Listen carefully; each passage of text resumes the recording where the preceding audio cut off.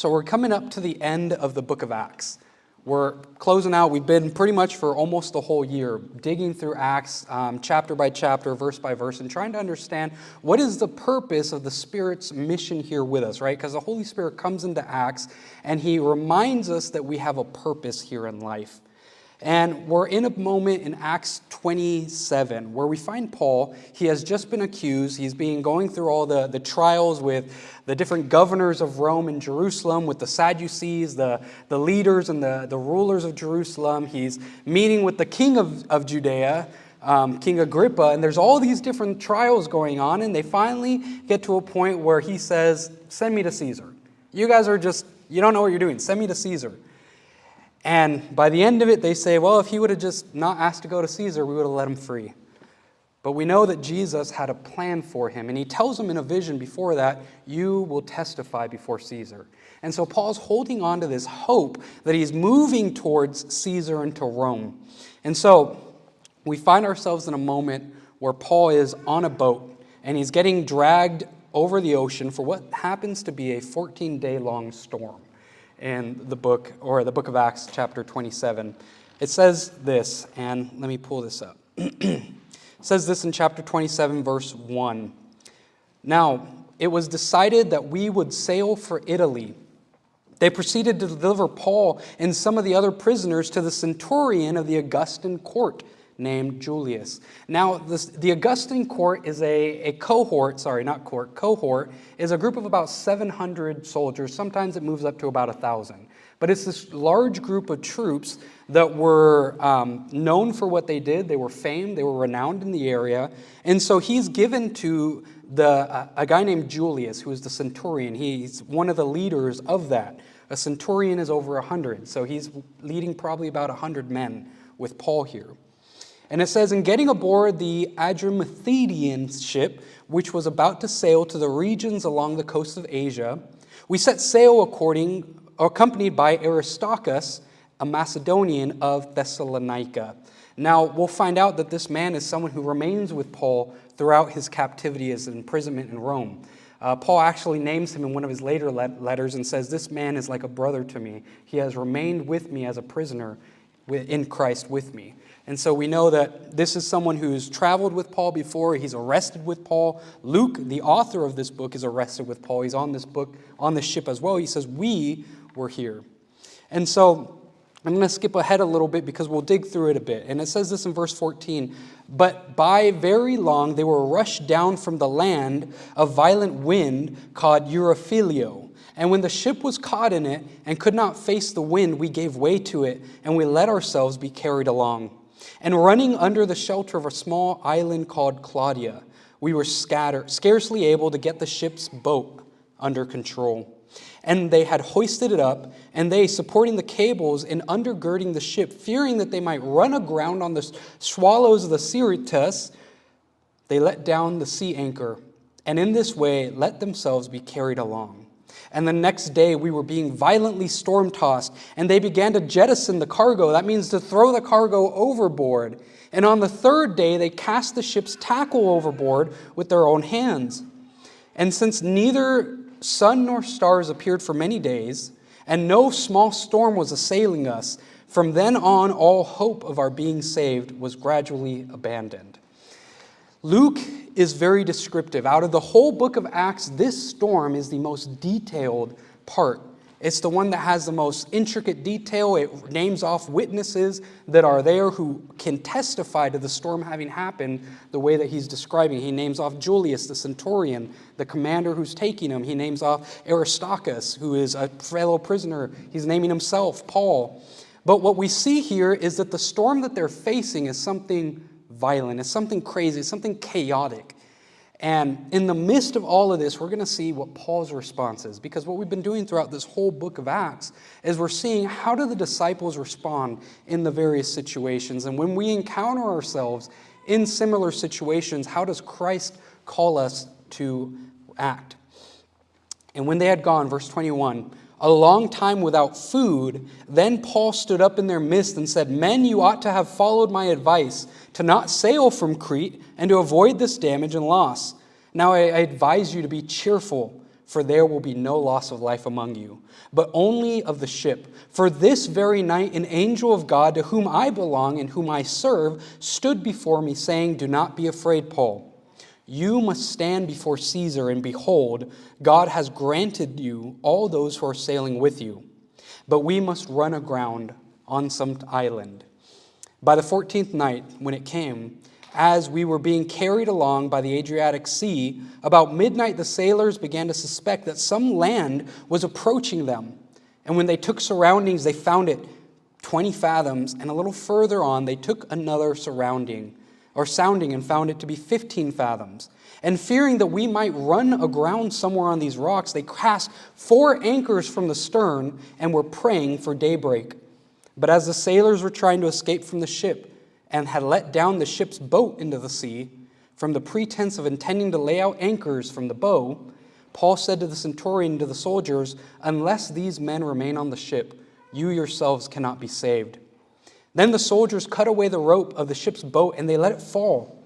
Until the day was about to dawn, Paul was encouraging them to take some food, saying, Today is the 14th day. Notice, they've been fighting the storm for 14 days, and he says that they hadn't eaten at all. That these men were fighting this storm so fervently, so frequently, that they hadn't taken time to eat. You've been constantly watching and going without eating, having taken nothing. Therefore I encourage you to take food, for this is your salvation. For not a hair from your head or any of you will perish. And all of them became cheerful. 35. And having said these things, he took bread and gave thanks to God in the presence of all. And he broke it and began to eat. And all of them became cheerful, and they themselves took food. And all of us in the ship were 276 persons. And when they had eaten enough, they began to lighten the ship by throwing out the wheat into the sea.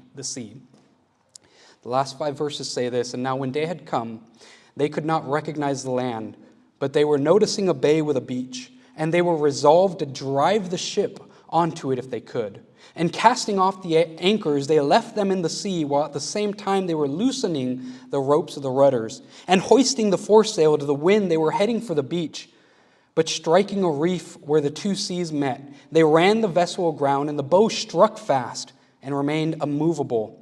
But the stern began to be broken by the force of the waves. Now the soldiers' plan was to kill the prisoners, so that none of them could swim away and escape. But the centurion, wanting to bring Paul safely through, kept them from their intention. And he ordered that those who could swim jump over first and get to land, and the rest should follow, some on planks, others on various things from the ship. And so it happened that they were all brought safely to land.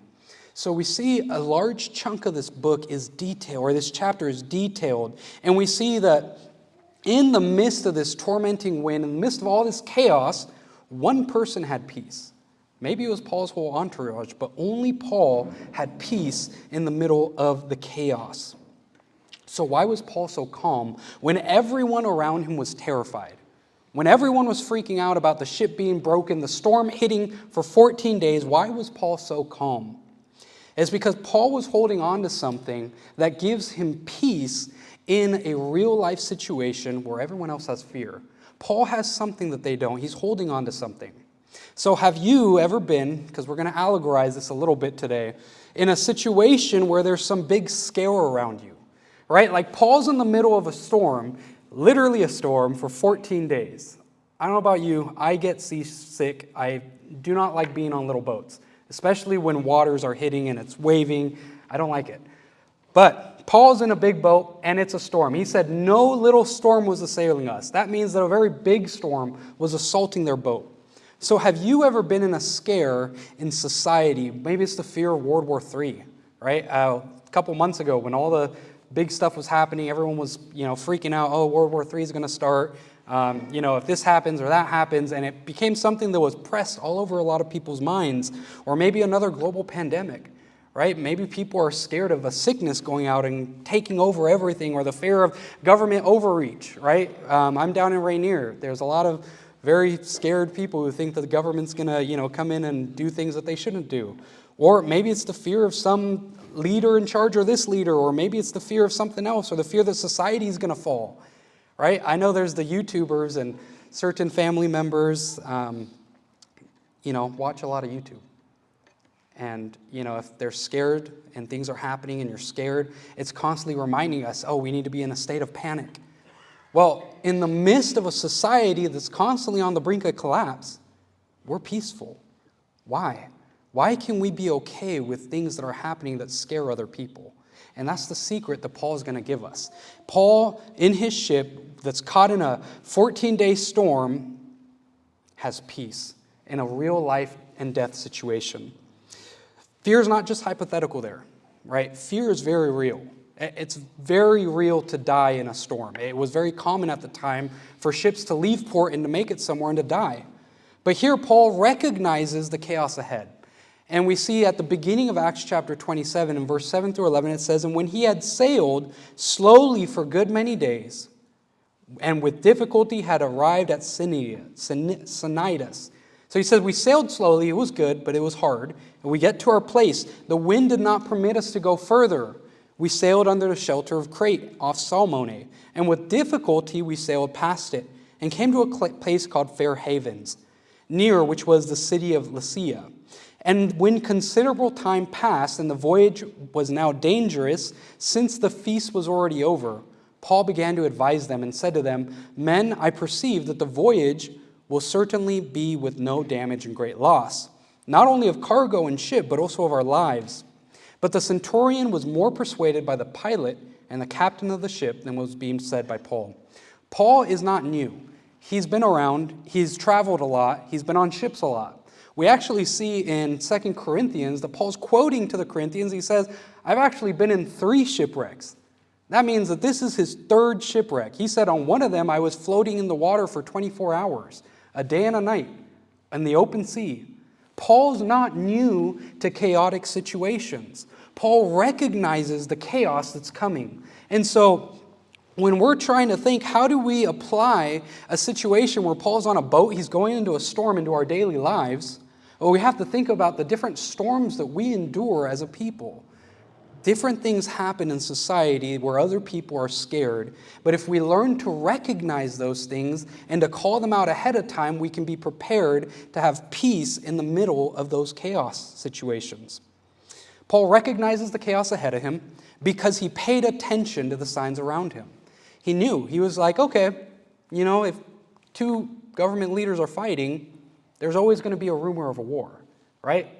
Anywhere there's people, there's rumor of conflict. That's just kind of what happens. People conflict. And so should we be stressed out about it? No, we should have peace.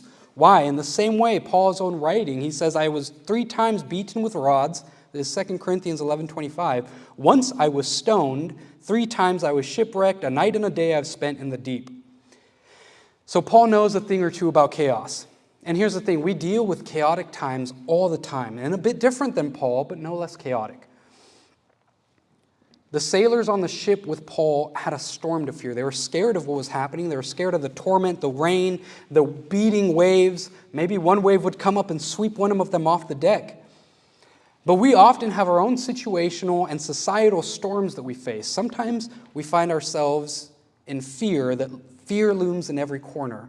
I know when the pandemic was happening, I had a really good friend whose dad died. And he was already pre-health issues, and as soon as he got COVID, it was over. And so we could have been fearing that that's going to happen to everyone around us, or we could have had peace knowing that God is in control even in the midst of a chaotic situation, right? And that's the thing that Paul is showing us in this situation, is that even in the midst of chaos, we can have peace. So there's always going to be some impending fear. That's something I want you guys to know about. There's always going to be something to be scared of. Doesn't matter what happens or this happens, there's always something. Society is going to be freaking out. The news is going to freak out about something because, they need something to do. The news won't have anything to report if they're not reporting something to, keep us on our toes. And so there's always going to be something to be scared of. The news is always going to be pushing something to be scared of because it gives them work. But what we see is there's always, the world's going to offer a lot to give us to be scared of, but Paul offers us the secret to peace in the middle of chaos.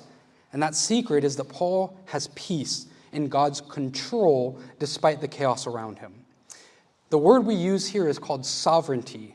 Paul has peace in God's sovereignty. It means that God has total and complete control over any situation that goes on. That means that any evil that happens, God can have his way in the middle of that. The shooting that happened, I don't remember what state it was, but at the Catholic school, God can have his way in the middle of that. That means that God can be glorified. Not that he caused it, but that he can use that situation to bring glory to his name. So we see why he has peace. Well, in Acts 27, 21 through 26, it says this. Luke is recording, and he says, "And when they had gone a long time without food, then Paul stood up in their midst and said, 'Men, you ought to have followed my advice, and to not have set sail from Crete, and to avoid this damage and loss.'" He says, I already knew what was going to happen. I saw the issues from before. I told you, you didn't listen to me. But he says this, "Now let me advise you to be cheerful." Why? "For there will be no loss of life among you." He says, "For this very night an angel of God, to whom I belong and whom I serve, stood before me and said, 'Do not be afraid.'" He says, God has given me his word that he will make things right. He says that God has given me his word that he will carry us through. And in the same way, when we're dealing with life's chaotic situations, God has given us his word to be with us. Jesus says, "Abide in me and I in you." That anything that we go through, we know that Christ is near to us, he's with us, he's walking with us. And so when there's chaotic society going around, there's fear of this crashing or that going up in flames or this war or that war, we can have peace because we know that Christ walks with us. Paul's reminded of God by his purpose. When he is on that boat, or the fact that he's on that boat is a reminder of God's purpose, that he's going to see Caesar, that there's a reason that God has placed him where he is. And the same for us. The fact that we have breath and air in our lungs is a reminder that God has given each one of us purpose and a reason to be here. There is purpose for you. There is purpose for you to endure through hardship, to walk through chaos, to be able to survive through hard things in order that we might be testimonies for God.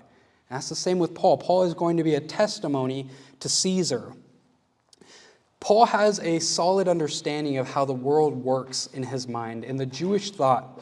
And that's one interesting thing because we see the storm, and when we look at the Old Testament parallels of the storm idea, Paul understands something that might be a little harder for us to see unless we dig a bit. He sees that God is sovereign over the waters. And what does that mean? Well, one commentary puts it this way. It says the Old Testament conception is that the symbol of the sea is dangerous.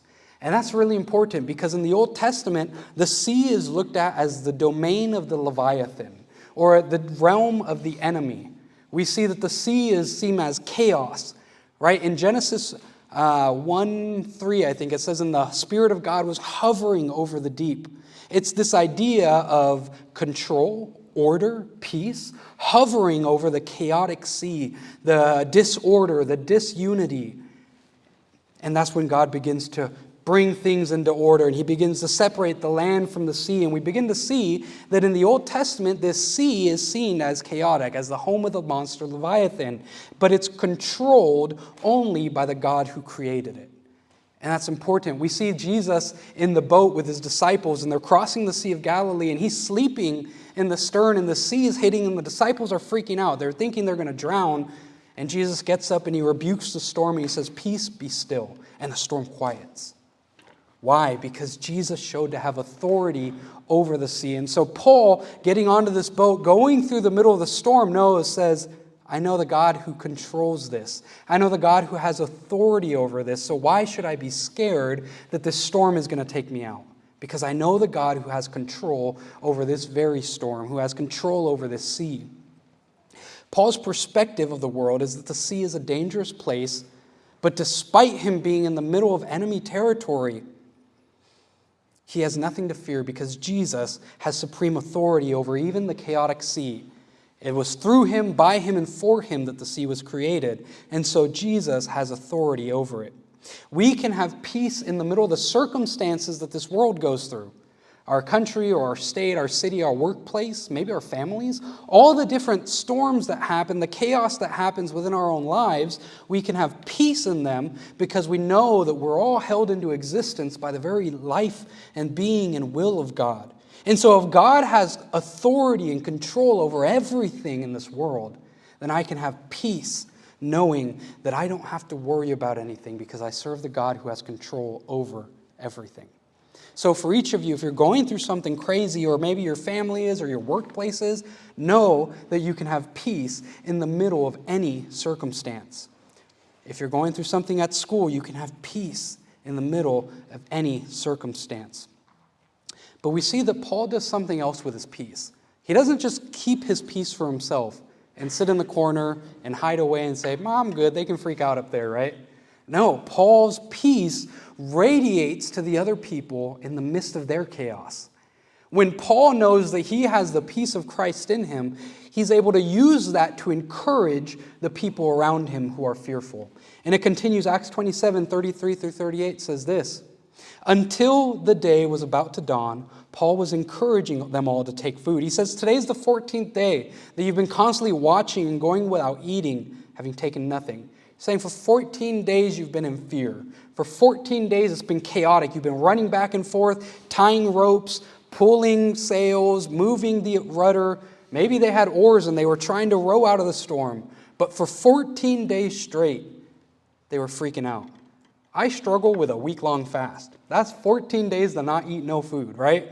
I'm sure they're drinking water, but they're not eating. He says, you've been freaking out, but let me do something. Let me encourage you to take food, for this is your salvation. What's their salvation? He says that not a single hair on any of your head will perish.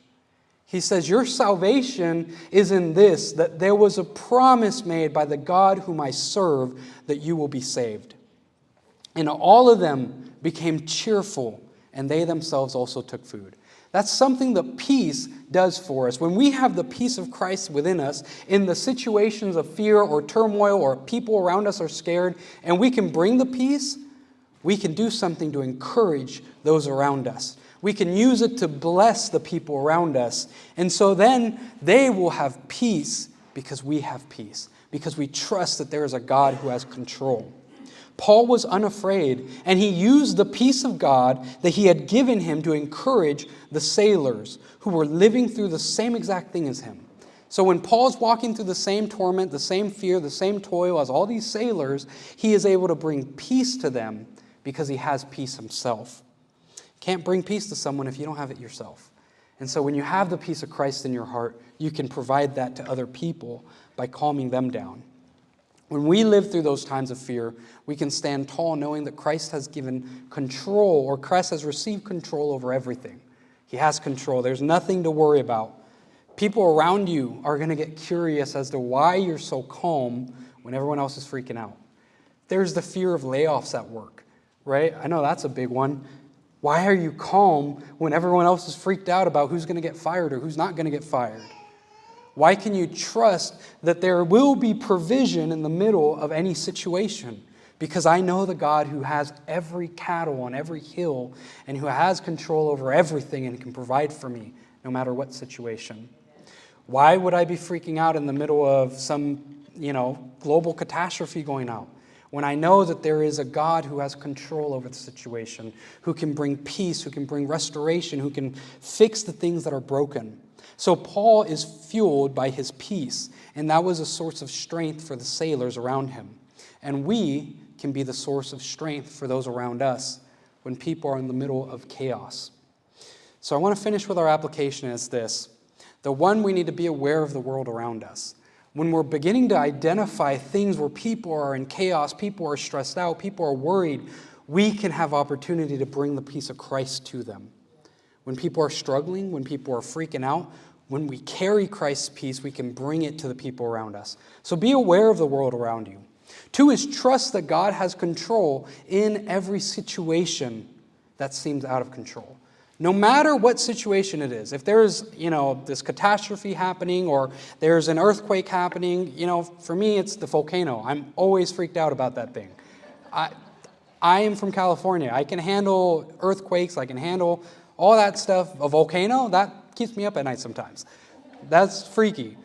But in the middle of the chaos of that, I can have peace knowing that Jesus has control over it. And then the third one is that we use the peace of God to encourage others around us. So we have peace for a purpose, not just for us, but for the people around us, to bless those around us. Remember, Christ has given us salvation in order to bring the hope of Christ to the people around us. There's purpose behind what Christ is doing. And so in order for us to live a life that is honoring to Christ, we do it in a way that shows people the peace of Christ.